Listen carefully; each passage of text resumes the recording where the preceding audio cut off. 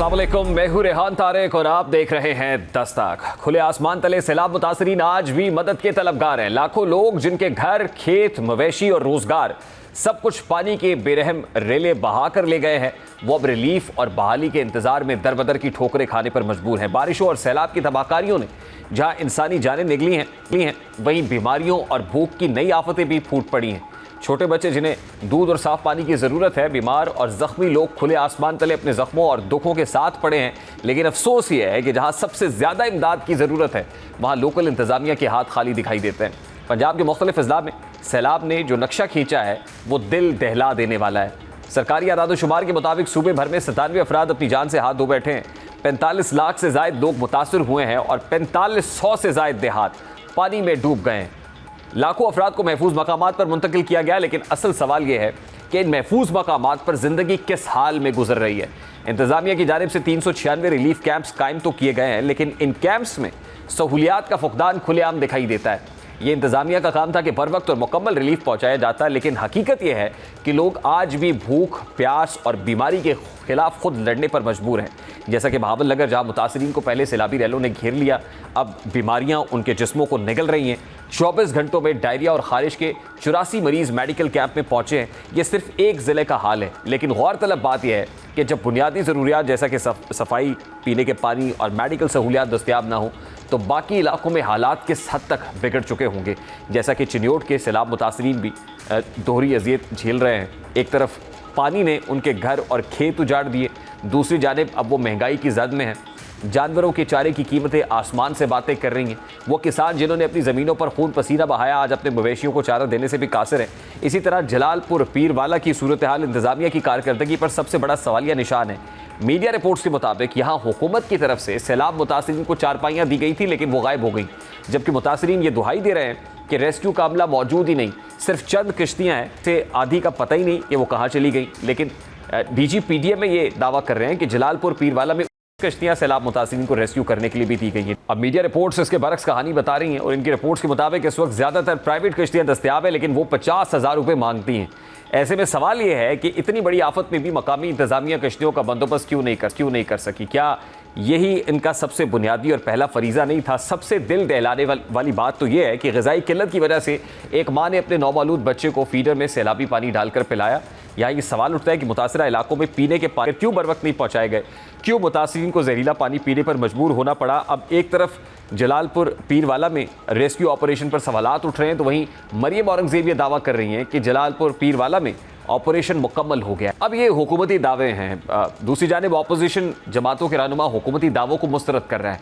अब ये तो इंतज़ामिया की कारकर्दगी पर सवालिया निशान है। वहाँ पर जो प्राइवेट लोग मौजूद हैं, वो बोट्स किस तरीके से यानी वहाँ पर फंसे हुए लोगों का इस्तेहसाल कर रहे हैं।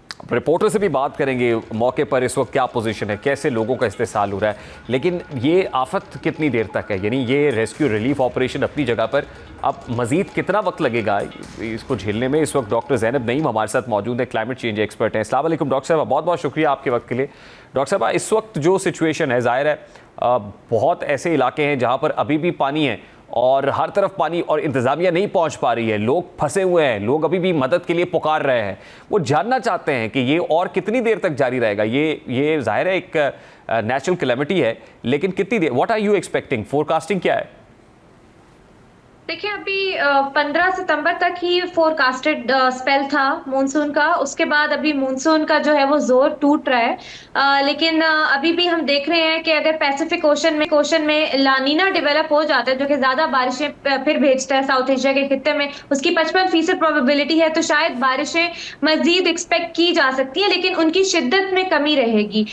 दूसरी बात ये कि ये जो साइलेंट डिजास्टर जिसकी आप बात कर रहे हैं, ये बीमारियां फैल रही हैं और फिर प्राइवेट सेक्टर जो है वो इस्तेसाल कर रहा है, ये बहुत अफसोसनाक मकाम है हम सबके लिए एज अ नेशन कि एक मुल्क में सामने आया हुआ है और यहाँ पे हुकूमत के साथ साथ प्राइवेट सेक्टर को बहुत ज्यादा स्टेप अप करना चाहिए। 2022 में बहुत अच्छा प्राइवेट सेक्टर ने सपोर्ट किया था, अभी भी उनको चाहिए कि ह्यूमैनिटेरियन ग्राउंड्स पे जो है फौरी तौर पे हुकूमत को जो सपोर्ट चाहिए उस पर प्रोवाइड करें, क्योंकि ये टू वे प्रोसेस होता है। गवर्नमेंट को भी कभी सपोर्ट चाहिए होती है, तभी गवर्नमेंट आपको भी बाद में सपोर्ट कर रही होती है। सो ये नहीं होना चाहिए। चाहिए। तीसरी बात ये कि ये ह्यूमैनिटेरियन ग्राउंड्स पे आपको अपना केस जो है इंटरनेशनली बिल्डअप करते रहना चाहिए क्लाइमेट चेंज पे।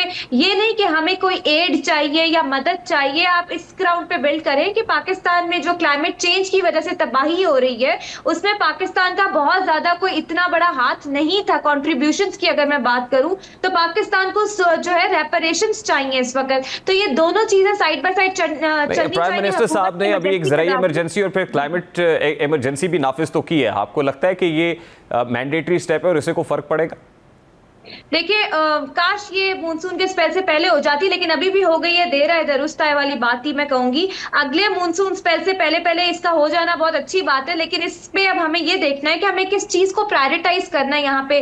क्या हमें flood plain encroachment relocation policy, क्या इन लोगों को जिनका इनखला हुआ है वापस हम उधर ही भेज रहे हैं? इनकी सोशल प्रोटेक्शन, किसान की सपोर्ट, ज़राअत की सपोर्ट और ये इन्वेस्टर्स को कैसे लेकर आना है ताकि क्लाइमेट एक्शन में प्रोजेक्ट्स डेवलप किए जा सके फाइनेंस की मद में, ये सारी चीजें आपको प्रायोरिटाइज करनी है। फिर आपको फॉरेस्ट गवर्नेंस देखनी है, वाटर गवर्नेंस देखनी है। मुझे उम्मीद है कि ये सारी चीजें डेवलपमेंट प्रायोरिटी का हिस्सा बनेंगी, क्योंकि मेरे नजदीक क्लाइमेट इमरजेंसी का मतलब यही होता है कि आपको हर चीज को क्लाइमेट के एंगल से देखना होता है और अगली मानसून से पहले आपको ये देखना है कि हम अपनी कोशिशों से कितना डिजास्टर अवॉइड कर सकते हैं। क्लाउड बर्स्ट, हीट वेव और मानसून का जल्दी आना, इसको हम नहीं रोक सकते, इसमें हमारा कोई हाथ नहीं, लेकिन कम से कम ऑन ग्राउंड डिजास्टर तो हम अपनी आवाम को तो बचा सकते हैं, वल्नरेबल कम्युनिटीज को तो सपोर्ट कर सकते हैं। उस पे क्या वर्किंग है, सूबों की क्या वर्किंग है, अकाउंटेबिलिटी मैकेनिज्म क्या है, ये सारी चीजें अब हमें प्रायोरिटाइज कर लेनी चाहिए। हमें मजीद इंतजार नहीं करना चाहिए, इमरजेंसी यही होती है। अगर तो ये है तो अच्छी बात है, अगर अभी भी ये नहीं है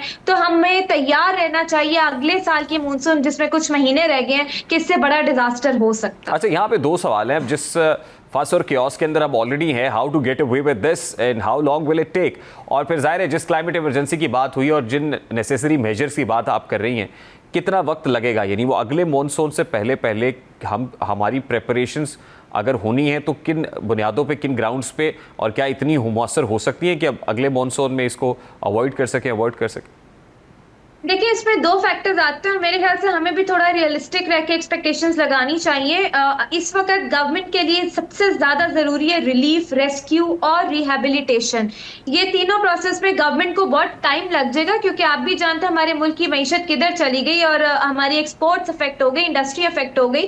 तो हर चीज को गवर्नमेंट को देखने के लिए पब्लिक प्राइवेट एंगेजमेंट बढ़ानी पड़ेगी इस वक्त। जो इस वक्त कॉन्फिडेंस बिल्ड करने के लिए सबसे ज्यादा जरूरी है, अवाम का मिसट्रस्ट है वो भी बिल्ड करने के लिए आई थिंक गवर्नमेंट को हाई लेवल जो है एंगेजमेंट करनी पड़ेगी अवाम के लेवल पे जाके।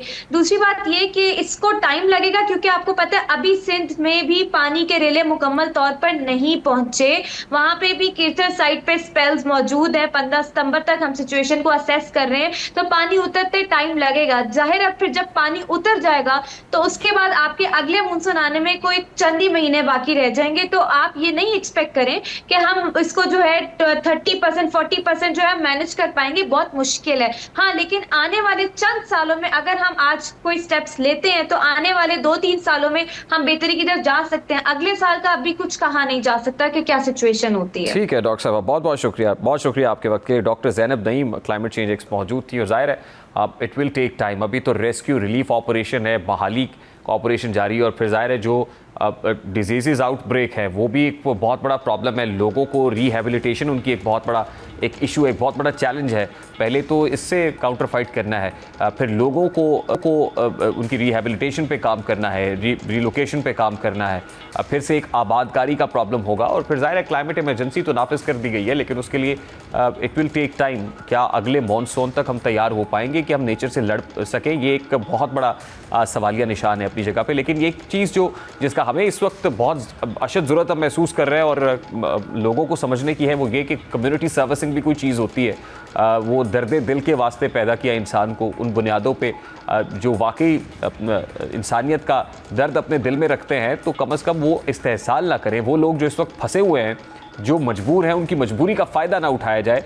वो ऐसा माफिया जो वहाँ पे ना तो लोगों को चारपाइयाँ दी जाती हैं, वो उठा के ले जाता है, कैंप्स वहाँ पे मैसर नहीं आ रहे, वहाँ पे चोरियों की ऐसी वारदातें रिपोर्ट हो रही हैं, लोगों का सामान, लोगों की जान माल महफूज नज़र नहीं आ रहा है, इज़्ज़तें महफूज नज़र नहीं आ रही हैं। ऐसे भी इंसिडेंट्स देखने को मिले हैं जो दिल दहला देने वाले हैं। बाहर कैफ ये कि ऐसा लम्हा फ़िक्री सबको सोचने की ज़रूरत है और स्टेप अप करने की ज़रूरत है। Let's take a very quick short break के बाद वापस आएंगे और सियासी जो माहौल है उस पर कुछ बात करेंगे इस ब्रेक के बाद।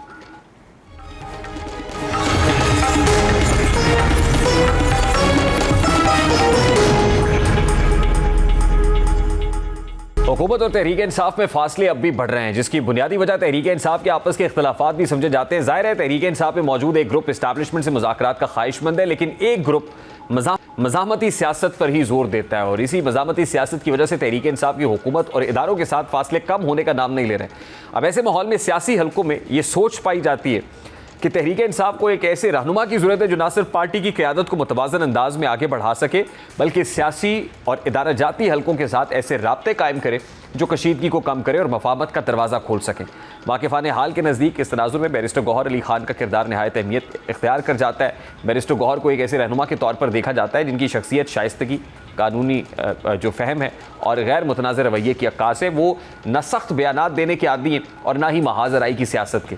यही पहलू उन्हें पार्टी के अंदरूनी मामलात और बैरूनी इदारा जाती ताल्लुकात के दरमियान एक पुल बनाने के काबिल बनाता है। वाकिफ़ान हाल कहते हैं कि बैरिस्टर गौहर का पेशा वराना पस मंज़र वकालत का तजर्बा उन्हें कानूनी और आइनी मामलात पर भी मजबूत गिरफ्त फराहम करता है। और बैरिस्टर गौहर के यानी on contrary to this Aleema Khan साहिबा हैं जिनको बानी PTI के मुतबादिल के तौर पर पोज किया जा रहा है और ये कहा जाता है कि वो मज़ामत का इस्तारा है, वो चाहती है एजिटेशन होनी चाहिए, जबकि पार्टी के अंदर एक ग्रुप ये समझता है कि मफाहमाना तर्ज सियासत से मफाहमाना रविश इख्तियार करते हुए इदारों के साथ ताल्लुकात को बेहतर करना चाहिए। अब ये पाकिस्तान तहरीक इंसाफ का मंजरनामा है जहाँ अपने अंदर बहुत सारे इख्तलाफात है, कन्फ्यूजन है, हाउस इन ऑर्डर नहीं है। ये ऑपोजिशन किस तरीके से उस हुकूमत को सकेगी जहाँ पर ज़ाहिर है ऑलरेडी अब सैलाब की आफत से एक इकनॉमिक क्राइसिस तो जन्म ले रहा है, लेकिन ऐसे में पहले ही से ही एक चीनी स्कैंडल जिसने सर उठाया अब उसकी फिर याद आ रही है और हुकूमती वज़ीर ख़ुद कैसर अहमद शेख साहब इस बात का बरमला एतराफ़ कर रहे हैं कि ECC से मिलर्स ने ये मंजूरी ली और फिर इसहाक डार साहब ने इसको एंडोर्स किया। मैं कैसर अहमद शेख साहब को और फिर ज़ाहिर है हुकूमत की जो मिस मैनेजमेंट, बैड गवर्नेंस और पुअर परफॉर्मेंस है जिसकी वाज़ेह मिसाल ये स्टेटमेंट है। अब ये कैसर अहमद शेख साहब कह रहे हैं और चीनी की बरामदात की इजाज़त दिए जाने के पस मंज़र में सबसे अहम वजह ये दी गई थी कि उस वक्त मकामी सतह पर चीनी की पैदावार ज़रूरत से ज़्यादा हो चुकी थी। मिल्स के पास इजाफी स्टॉक मौजूद था और चाहते थे कि आलमी मंडी में ये चीनी फ़रोख्त करके ज़र मुबादला कमाया जा सके। हुकूमत के सामने इस वक्त बज़ाहिर ये जवाज़ मौजूद था कि चीनी एक्सपोर्ट करने से एक तरफ मिल मालिकान और एक्सपोर्टर्स का सहूलत मिलेगी और दूसरी तरफ डॉलर्स की आमदनी से ज़र मुबादला के ज़खायर भी बेहतर होंगे। लेकिन इस फैसले के साथ एक बुनियादी खामी ये थी कि मुल्क में मुस्तकबिल में तलब और रसद के दरमियान फ़र्क का दुरुस्त तौर पर अंदाज़ा नहीं लगाया गया और अब शायद हुकूमत को इस बात का इदराक हो रहा है। लेकिन अब क्या फ़ायदा। इस वक्त मोहम्मद अली दुरानी साहब सीनियर सियासतदान हमारे साथ मौजूद है। अस्सलाम वालेकुम दुरानी, शुक्रिया आपके वक्त के लिए। दुरानी साहब, सबसे पहले तो ये जो कैसर अहमद शेख साहब का स्टेटमेंट है जिसमें इस बात का इतराफ़ है कि मिलर्स जो हैं, मिल मालिकान जो हैं, उन्होंने ECC से और फिर अपने इन्फ्लुएंस से चीनी को एक्सपोर्ट करने की मंजूरी ली एक ऐसे वक्त में जब हम ज़ाहिर है एक फूड सिक्योरिटी जैसे इशू के अंदर फंसे हुए हैं इनफैक्ट सैलाब की वजह से। ऐसे में ये राज मुनकशफ हो रहा है, ये तो सरासर नाहिली नहीं है इस गवर्नमेंट की। मिलर्स की तो हुकूमत है। देखें ना, आप तमाम मिल मालकान के नाम निकलवा लें, पीछे लिस्ट पे चला दें, हुक्मरान है वो खुद, उनकी हुकूमत है, उन्होंने ही फैसला किया है और उन्होंने ही अपने इंटरेस्ट में फैसला किया है। अवाम तो कहीं है ही नहीं। अवाम तो इसलिए है कि उन्हें फ्लड के अंदर बेचारों या फ्लड के बाद आने वाली मुश्किलात में उनको रोल दिया जाए। इस वक्त की जो सूरत हाल है, मैं बड़े अरसे से ये बात बार बार कह रहा हूँ, ये जो क्लेमिटीज हैं, जो गवर्नमेंट मेड क्लेमिटीज हैं, इनसे अगर आपने वाकई डील करना है तो एक बैन लगा दें हुक्मरानों पे कि वो हुक्मरान नहीं बन सकता जिसका बिजनेस बाहर है या जिसकी प्रॉपर्टीज मुल्क से बाहर है, जिसके एसेट्स मुल्क से बाहर है। क्योंकि जो बाहर के एसेट्स वाले जब हुक्मरान बन जाते हैं तो वो और कुछ भी नहीं करते, यही कुछ करते हैं, चीनी बेच दी, पैसे बना लिए। अब अगला तो देखिए ना, चीनी मंगा। और दुरानी साहब, ये किसी एक गवर्नमेंट का प्रॉब्लम नहीं है सर, फी जमाना हर गवर्नमेंट के अंदर ये मिलर्स, ये कार्टेल्स मौजूद रहते हैं। ये शुगर मिलर्स हों, ये फ्लावर मिल्स मालिकान हो, ये गंदम स्कैंडल हो, ये पेट्रोल का मामला हो, ये फी जमाना और हर गवर्नमेंट के अंदर रहा है सर। देखें, अमेरिका को तो कभी कभी सुन लिया करते थे, है जी। बाकी जहां तक ताल्लुक है, मोस्टली जो डेमोक्रेटिक कंट्रीज हैं उनके अंदर तो ऐसा इशारा किसी पे आ जाए उसको रिजाइन देना पड़ता है। ब्रिटेन में ऐसा इल्जाम किसी पे लग जाए, वो तो अगले दिन पहले इस्तीफा देगा, बाद में आएगा पार्लियामेंट के अंदर। ये है कि कोई महज़ब जो मुआशरे होते हैं वो ऐसे मालकान, मिल मालकान को, ऐसे बिजनेसमैनों को जिनके पर्सनल इंटरेस्ट जो है वो आवाम के इंटरेस्ट से और नेशनल इंटरेस्ट से टकराते हों, उनको हुक्मरानी का हक नहीं देते। और ये महज़ब मुआशरों का भी यही तरीका है। और महज़ब जो दुनिया है उसका और जमहूरी दुनिया में तो सवाल ही पैदा नहीं होता। क्या हो रहा है नेपाल में, क्या हो रहा है दूसरे बांग्लादेश में, क्या हुआ है, अभी तो वहां कोई ऐसा स्कैम भी नहीं आया उनका। फिर भी लोग जो है मतलब तनख्वाहें बढ़ने के ऊपर जो है वो लोग बेचैन हो जाते हैं, क्योंकि डेमोक्रेटिक कंट्रीज होती हैं उनके अवाम का बर्दाश्त जो होती है वो एक्सप्लॉयटेशन के लिए कम होती जाती है। तो वही हमारा तो अब ये है कि अनलिमिटेड एक्सप्लॉयटेशन है और अनलिमिटेड पब्लिक बर्दाश्त करती है। अच्छा दुरानी साहब, फ्रैंकली स्पीकिंग सर, अभी जो कुछ हो रहा है ये एक तासुर है, क्योंकि पार्लियामान के अंदर और पार्लियामान से बाहर कोई इफेक्टिव, कोई तवाना, कोई स्ट्रॉन्ग ऑपोजिशन वॉइसेस नजर नहीं आ रही। गो कि पाकिस्तान तहरीक इंसाफ ने बड़ी कोशिश की, बट लगता है कि वो अपना हाउस इन ऑर्डर करने में बुरी तरह से नाकाम है, नहीं कर पा रहे। ऑपोजिशन भी बड़ी इंपॉर्टेंट होती है, कोई शेडो कैबिनेट होती है, कोई रियल इश्यूज पे, अवामी इश्यूज पे बात होती है, लेकिन उन्हें तो अपने ही इश्यूज से फुर्सत नहीं। ये बिल्कुल आप ठीक कह रहे हैं कि इस वक्त practically there is no opposition in Pakistan, ठीक है जी। और जितनी रही सही है उसको भी खत्म कर देंगे अल्लाह की मेहरबानी से थोड़े दिनों में, मतलब उन पे मुकदमे बना के उन सारों को फारिग कर देंगे। और पहले बात तो ये है कि अवाम का वोट ही नहीं है, ठीक है ना जी, वोट भी नहीं है, फिर उसके बाद अपोजिशन भी नहीं है, अपोजिशन के अंदर जान भी नहीं है। तो फिर तो यही वही वाली बात बार बार मैं करता हूँ, दुनिया हो जान गलियां में मिर्जा यार फिरे। मतलब जिन्होंने जो चीनी बनाते हैं, जो चीनी बेचते हैं, जो मुल्क को लूटते हैं, जो गंदम खरीदते हैं, जो गंदम को बेचते हैं, मतलब वही हुक्मरान है। तो कौन FIR काटेगा, कौन उन्हें गिरफ्तार करेगा? वहां अभी आप ये फ्लड देख लें, फ्लड आया 2022 में भी फ्लड आया। 2022 में UN ने 15 बिलियन के लॉसेस को एक्नॉलेज किया और हमारी हुकूमत से ये दरखास्त का लफ्ज इस्तेमाल करूंगा कि भाई आप 15 बिलियन की फिजिबिलिटीज बना के हमारे पास ले आए ताकि आपके अवाम का पैसा आपको हम दे सकें। अभी वजीर खजाना के मुताबिक ये कोई कहता है 3 बिलियन की दे सके और कोई कहता है 4 बिलियन की दे सके, बाकी सारा पैसा जाया। मतलब ये है कि ये अवाम के किसी इंटरेस्ट के काम को ना करना चाहते हैं, ना उसकी कैपेबिलिटी रखते हैं, ना उसमें इनका इंटरेस्ट है। इनका इंटरेस्ट सिर्फ उस पैसे में होता है जो बाहर से लोन ले लिया, लोन अंदर आया और अंडरग्राउंड बाहर चला। बस यही काम पाकिस्तान में हो रहा है। और मतलब वो बात बिल्कुल दुरुस्त है। देखिए ना, बात मैं जिस पॉइंट की तरफ इशारा कर रहा हूँ कि देखिए हुकूमत के ऊपर आप ये कहते हैं अवामी मैंडेट से नहीं, लेजिटिमेसी के ऊपर बहुत बड़ा सवालिया निशान है। तो चले ऑपोजिशन ही सही, ऑपोजिशन तो अवाम के वोटों से आई है ना, ये मान ले, तो फिर ऑपोजिशन का रोल क्यों प्ले नहीं करते? अब वहाँ पे अपने प्रॉब्लम्स है। अभी खबर आ रही है जी, बैरिस्टर गौहर अगर बात करेंगे तो कहीं दाल गल जाएगी, लेकिन बानी PTI का जो मुतबादिल है वो अलीमा खान बन रही है और अलीमा खान मज़ामत का इस्तारा है। यहाँ पे तो ये वाले प्रॉब्लम्स चल रहे हैं सर। देखें जी, जहाँ तक PTI का ताल्लुक है ना, PTI पार्टी वार्टी तो नहीं है, वो तो एक बंदे का नाम, ठीक है ना जी, वो इमरान खान, ठीक है ना जी। और बाकी नीचे अवाम है, अवाम में इस वक्त उसकी चूंकि उन्हें जेल में रखा हुआ है तो वो इस वक्त is ultimately popular in public, ठीक है जी। बाकी कोई अलीमा बाजी हो, वो तो बेचारी बहन है, गौहर साहब हो, कोई और भी हो, इन सब की वक़्त उतनी देर तक है जितनी देर इमरान खान साहब का इनके सर पे हाथ है। ये तो एक बात होगी। दूसरी तरफ जो अपोजिशन का रोल है, किसी इदारे का रोल ही नहीं बचा। देखे ना जी, 26वीं आईनी तरमीम के बाद आइन नहीं बचा, अदालतें नहीं बची, इसके बाद पार्लियामेंट जो है वो खुद ही नहीं बची हुई, ठीक है ना जी। वो 47 और 45 के दरमियान जो है वो रोलर कोस्टर बनी हुई है।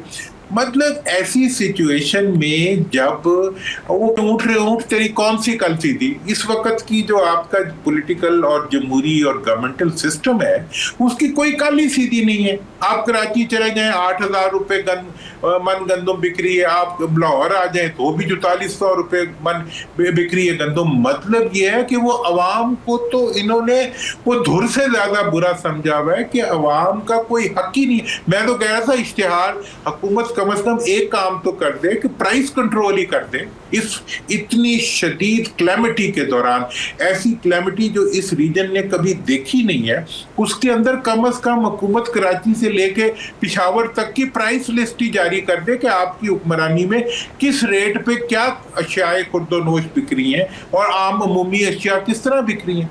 लोगों की मिजरी को आप छुपा रहे हैं, फिल्में दिखा के जो है आप अपने आप को सिर्फ प्रोजेक्ट कर, मतलब किसी चीज को आपने, मतलब फोटो ऑप से ज्यादा आपने मुल्क के अंदर किसी चीज को छोड़ा ही नहीं है। तो अब ऐसी सूरत हाल में आप ठीक कह रहे हैं कि अपोजिशन कहाँ अपना रोल प्ले कर पा रही है, वो नहीं कर पा रही। अब तो लगता है हुकूमत उन्हें खत्म ही कर देगी। सर देखिए, कर पा नहीं रही है, उसमें पोटेंशियल ही नहीं है, सकत ही नहीं है, या फिर ये है कि विल ही नहीं है, करना चाहते ही नहीं है, उनको अपने ही केसेस से फुर्सत नहीं। देखें जी, विल भी नहीं है तो केसेस तो अपोजिशन वालों पे बेचारों पे हुआ करते हैं हमेशा। इन्होंने भी जब थे हुकूमत में इन्होंने भी केस बनाए थे, अपोजिशनों पे केसेस होते हैं, लेकिन अपोजिशनें जो है वो एक पॉलिटिकल स्ट्रगल को जारी रखती हैं। ये I have to take a very quick short break here. बहुत बहुत शुक्रिया, मोहम्मद अली दुरानी साहब हमारे साथ मौजूद थे। एक ब्रेक लेके ब्रेक के बाद वापस आएंगे। आलमी मंजरनामे पर क्या, इस ब्रेक के बाद इस बात करते हैं।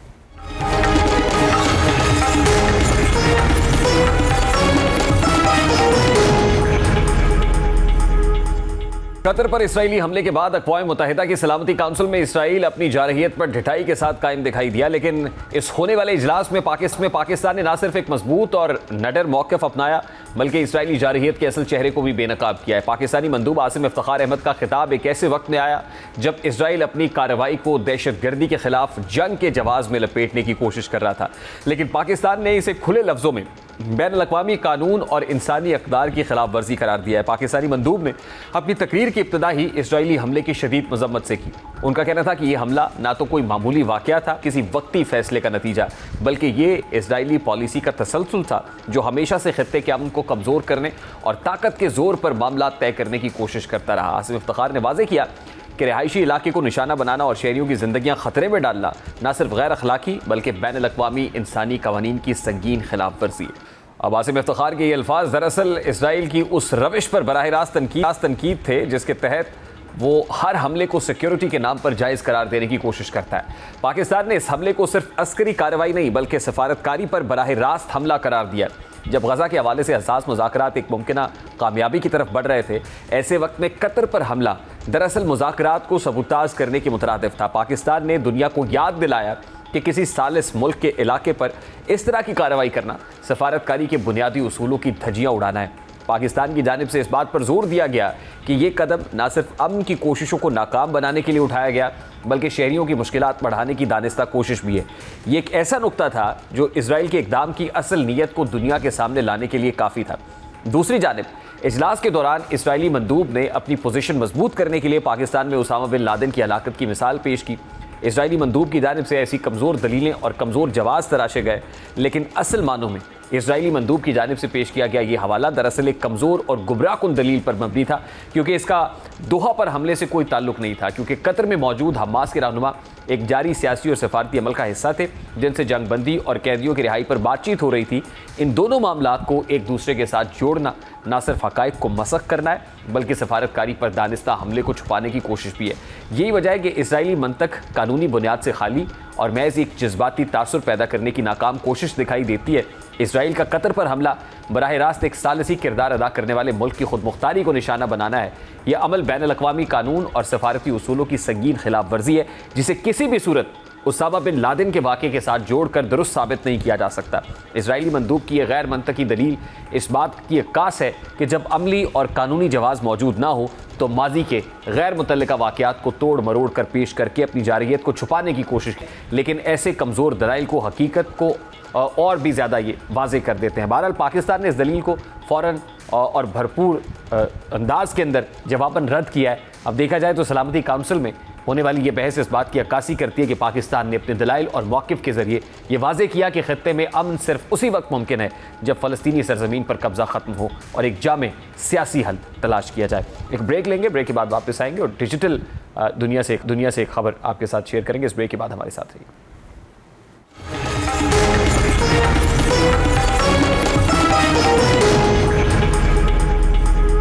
सोशल मीडिया महज तफरी का प्लेटफॉर्म नहीं रहा, बल्कि एक ऐसा हसास मैदान बन चुका है जहां हर पोस्ट, हर वीडियो और हर तशहीर कानून की नज़र में है। वो प्लेटफॉर्म्स जो कल तक सिर्फ वक्त गुजारी और मजाक का जरिया थे, आज रियासती इदारों की संजीदा तवज्जो का मरकज़ बने हुए हैं। पाकिस्तान में हालिया दिनों में यूट्यूबर्स और टिकटॉकर्स के खिलाफ साइबर क्राइम एजेंसीज की कार्रवाइयाँ इस बदलते रुझान का वाज़ेह सबूत हैं। खास तौर पर ऑनलाइन जुए और मुतराज़ा प्रमोशंस जैसे मामलात ने डिजिटल इन्फ्लुएंसर्स को न सिर्फ खबरों में ला खड़ा किया है, बल्कि कानूनी चैलेंजेस से भी दो चार कर दिया है। इसके अलावा गैर अखलाकी मवाद ने भी कानून को रास्ता बनाने का जवाब फराहम किया है, जैसा कि पेशावर के इलाके गुलबहार में खातून टिकटॉकर की गिरफ्तारी इस अमर की निशानदेही है कि सोशल मीडिया प्लेटफॉर्म्स पर गैर अखलाकी मवाद अपलोड करने के खिलाफ कानून नाफिज करने वाले इदारों ने क्रैकडाउन को मजीद सख्त कर दिया है। पुलिस की जानिब से बाज़ाब्ता मुकदमा दर्ज होना इस बात का सबूत है कि अब महज वार्निंग्स या ज़बानी नोटिस पर इक्तफा नहीं किया जाएगा, बल्कि अमली इकदाम किए जाएंगे। इस कार्रवाई से यह पैगाम भी वाज़े मिलता है कि ऐसी सरगर्मियों को किसी सूरत बर्दाश्त नहीं किया जाएगा जो माशरती इक़दार के मुनाफी समझी जाती हैं। अब मीडिया रिपोर्ट्स के मुताबिक ये कार्रवाइयाँ महज आगाज़ हैं और आइंदा हफ्तों और महीनों में मज़ीद सख्तियाँ मुतवक्के हैं। अक्टूबर में कई मारूफ टिकटॉकर्स, कंटेंट क्रिएटर्स एहतसाब के रडार में आ सकते हैं, क्योंकि रियासती इदारे गैर अखलाकी और मुतनाज़ा मवाद को रोकने के लिए ज़्यादा मरबूत हिकमत अमली पर अमल पैरा है। सोशल मीडिया पर असर व रसूख रखने वाली शख्सियात के लिए वाज़ेह इशारा है कि अगर वो अपने मवाद को समाजी और कानूनी दायरे में रखेंगे तो वो एहतसाब से महफूज रहेंगे, बसूरत दीगर उन्हें सख्त कानूनी कार्रवाई का सामना करना पड़ सकता है। प्रोग्राम का वक्त अपने आपसे मुलाकात होगी इंशाअल्लाह। अगले हफ्ते अपना रखिए ख्याल। अल्लाह हाफ़िज़।